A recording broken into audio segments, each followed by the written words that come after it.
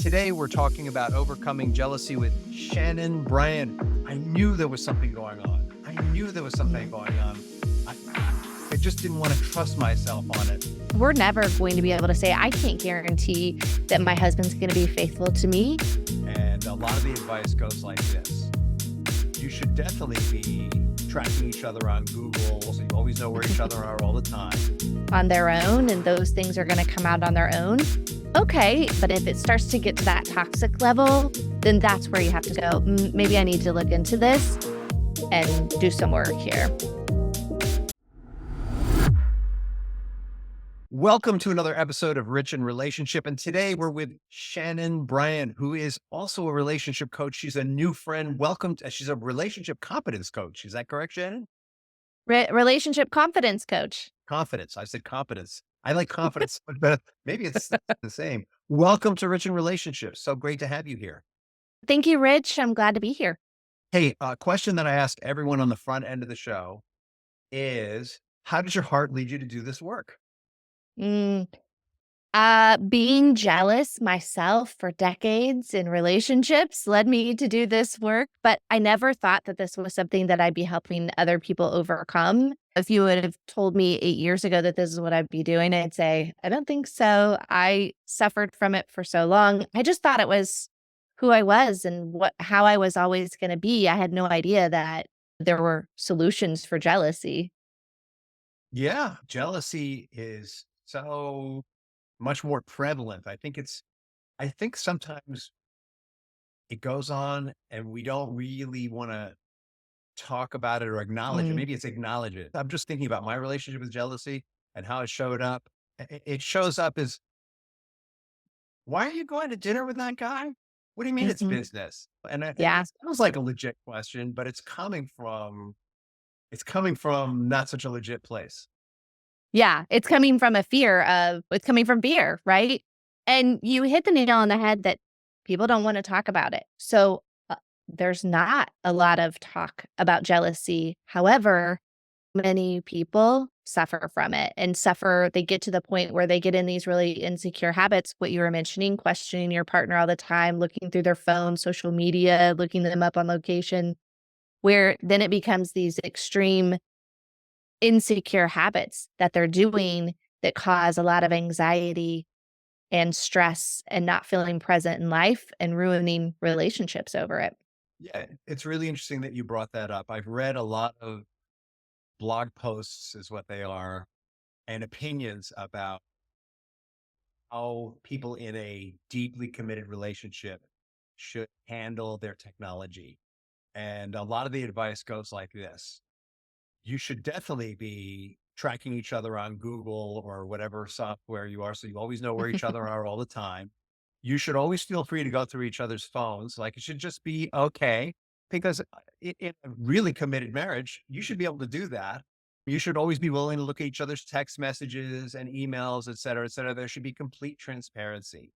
I'm wondering what you think about that. Yes, I think you can, but is that how you want to live your life? Doing those things, checking for the person? Because I would also ask, well, what's behind it?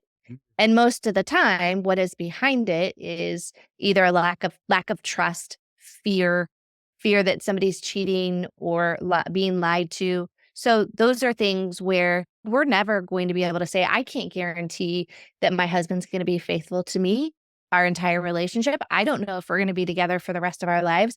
No one can predict those types of things.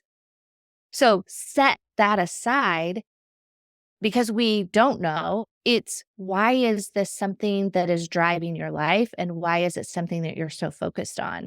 So, could you look? Sure. But when it becomes that habit that people are doing to where it's causing anxiety, it's causing issues in your relationship, that's when it becomes toxic. Is there a reason for you to do that? Who knows? But if it's just out of fear, that can become very toxic. Yeah, I totally get that. And it's interesting because my wife and I actually have that kind of transparency, though we didn't sit down and contract to it, but like Right. we shared locations on Google because she wanted to make sure if there was a crisis, Yeah. that would be able to find me. And I was like, oh, and it was really interesting. My reaction at first, I was like, she wants to know everywhere I'm going with. What do I care? She almost never looks. So what does it matter?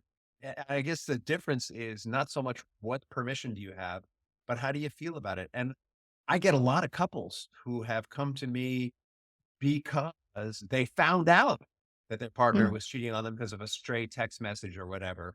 So mhm. I get it. It's not about permission. It's about how do you feel about it? Yeah. And yes, I get some of that too. No, I'm gonna look because it's my right to know if somebody we're married or we have kids together, and so I'm gonna look. It's my right to look. Sure, you can do that, but I think most of the time those things are gonna surface on their own, and those things are gonna come out on their own. And okay, if there's that occasional let me check in, that's one thing. But again, if it starts to get to that toxic level, that this sort of morbid jealousy that I work with people about, then that's where you have to start looking at it and go, maybe I need to look into this and do some work here. Would it be okay if we went a little deeper with this? Yeah. Cool. Yeah. Because I'm super curious about this. Sure. When we're living in that kind of, whether you have permission or not, Mm-hmm. whether you're looking at their stuff, right? When you have that kind of fear going on, how does that impact intimacy? Sure. One of the things that you're doing is telling your partner, I don't trust you. I don't believe in you. So that doesn't feel very good on either end in terms of, okay, well, there's a lack of trust. The other part too is if I'm being questioned consistently, that's very tiring. And I'm not going to feel like giving my best to my partner, being intimate necessarily with my partner, because one, you've just told me that you don't trust me. You just asked me a ton of questions and I've done nothing wrong in most cases, if that's the case, that there's no evidence of any infidelity. So certainly it affects intimacy. I think where it really comes in, this is how bad it got in my own relationship, where it really started to affect my partner's behaviors. So, Mm. not just mine now, not just me having the anxious stomach and me having the racing thoughts and not feeling present in my life, but now he's saying, oh, I feel like I can't even look around the room, or I feel like I have to walk around with my head down. So, when you're in that type of feeling and in that type of a relationship, yeah, the intimacy's not gonna be great. Would it be okay if you told us a little more about your personal experience? Yeah. My husband and I have been together now for 15 years, but for the first probably 6 years at least, it was pretty rough. And so, for example, some of the things that would happen, we got to a point where we couldn't go to restaurants, we couldn't go to the movies, we couldn't go to events because I would have a complete jealous meltdown almost every time. Examples of that, we go to a restaurant, I would look around the room and immediately I'm looking for threats. Anyone that I think he may be attracted to, and then of course he's going to notice her, he's going to stare at her, he's going to think she's attractive. And already I'm anxious. So I'm already ruining the dinner. And by the way, I have recognized all of the threats in the restaurant while we're just waiting even to get seated. That's just the beginning. But and then if during dinner he happened to look in that direction, because of course my brain, I already am thinking that, I'm already fearful. So my brain is going to find evidence of that happening. So when he looks that direction, see, I knew it. I knew that you were going to look at her. I knew that that was going to be the case. And he could have just been looking for the restroom or looking at something, a painting on the wall. But in my mind, that's what happened. And no one was going to be able to convince me differently because I saw what I saw and I know what happened. I think the other part of that, the deeper part and the deeper work is, what if he did? Maybe he noticed someone attractive. What is that? What am I making that mean about me? And that was the biggest part, right? So that's where the work really came in. And so tell us more about the work. How do you get from that place of fear and projection to a place of trust and safety and intimacy? Yeah. So The first thing is really getting self-aware of the things that you're doing. So the think, do, say, we have to go through those. And I always say, grab a piece of paper and on one write think, the next piece of paper write do, and the other one say, and let's go through them. What are those things? So what am I saying in my relationship to my partner that's damaging the relationship? So one of my favorite ones, it may be if he's trying to get me to remember something and he say, remember 2 years ago, we were at that place, we were at that restaurant. If I couldn't remember it right away, I would say, oh, that must have been your other girlfriend, or that must have been your girlfriend. Just those little jabs that we do. So that's the say. Of course, think what are the things that are repeating, that are on repeat, the thoughts that are coming up on a daily basis. Are you constantly thinking about who he's talking to? Are you telling yourself you look fat on a daily basis? Are you telling yourself that you're, not smart? Whatever those things are, but writing them down. Mhm. And then the final one, and this is where we pick something to stop doing, and that's the do. So that's if I'm going into the phone, if I'm looking them up on location, if I'm looking through their text messages or social media, and it's picking just the one thing. So you can do all the other 27 things on the list, but pick the one thing that you feel like you could most easily stop. And let's put that one down. Let's stop that one. You can do the rest so that we can get some of those mini wins and some momentum going. That that reminds me of Dave Ramsey. He's got a whole thing about paying down debt. And he says, you're going to want to pay down biggest, most highest interest credit card, but instead take the smallest one and pay that one down first because the Yeah. small wins will build you up. I love that. Yes.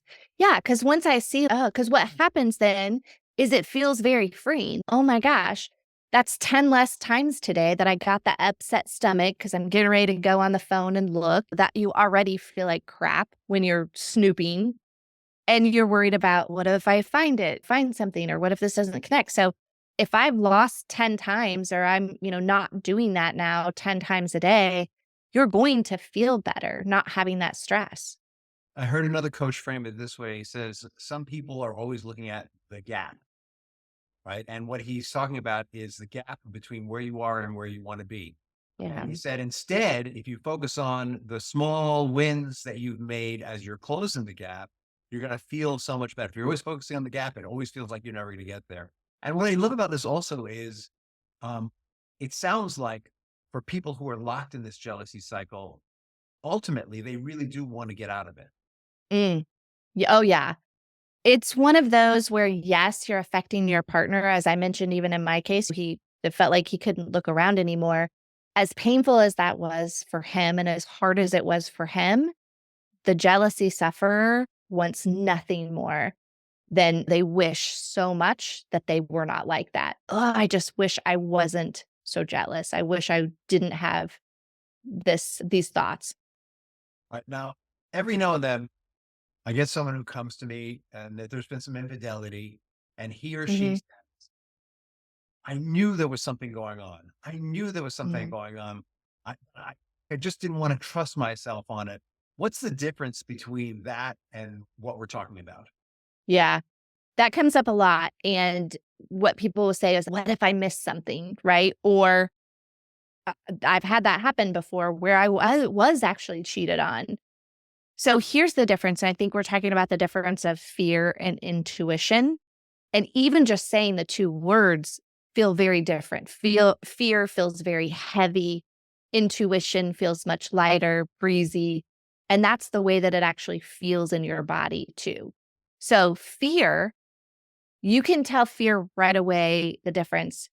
So when I was already worried about going to the restaurant because I thought that he would see somebody that he found attractive, when I was already looking at threats and then something happens, I know that was my fear coming out. That's fear. Intuition is more gonna come to you when you're not thinking of those things.